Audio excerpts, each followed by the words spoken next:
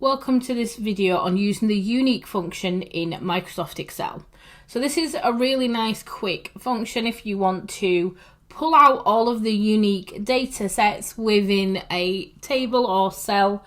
So for my example, to showcase this, and I'm sure you'll have a ton of great examples, I've got a quick list of names and email addresses, and I want to know the unique surnames in my list. So this is maybe you've got a load of people that have viewed a product or made loads of orders a number of times, and you want to identify all of the unique data points. So in here I've got definitely some of the same surnames going on, and I just want to make this nice and easy to work with.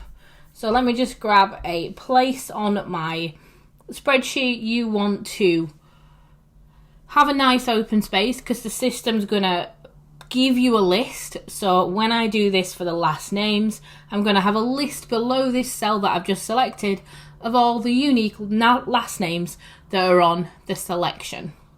So just like any other function, I'm going to start by typing in equals and then the quick simple function name, which is unique. When I do, all I need to do is click and select the data that I want it to look at and tell me how many unique, and give me a list of all those unique references in there, the unique names.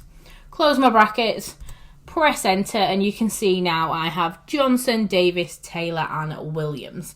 So there's only actually 4 unique surnames in that list of 7 people. So I've definitely got some duplicate surnames going on there. So if you have duplicate data going on, if you have a list of maybe people who have viewed products, put in orders, and you want to find out just the unique names, references, etc., then you can use the unique function to help you out with that. Now this was a super simple example, but I like to keep it nice and simple, and then you can go in and start playing around with it and have a look at your data. So please do have a go at that one. Don't forget to like and subscribe, and let me know what videos you'd like me to record next.